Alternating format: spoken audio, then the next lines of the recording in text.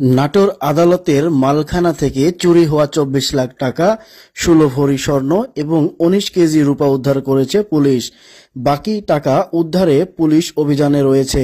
১২ April Natore circuit house এলাকা থেকে মালামালগুলো উদ্ধার করা হয়।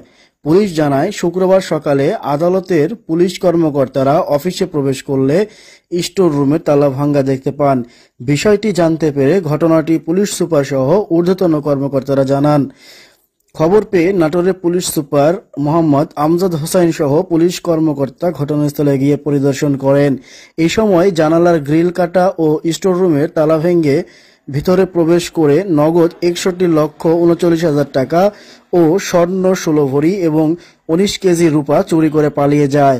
এর আগে তারা আদালতের চারপাশে সিসিটিভির সংযোগ ও ভিডিও রেকর্ডারগুলো বিচ্ছিন্ন করে খুলে নিয়ে যায়।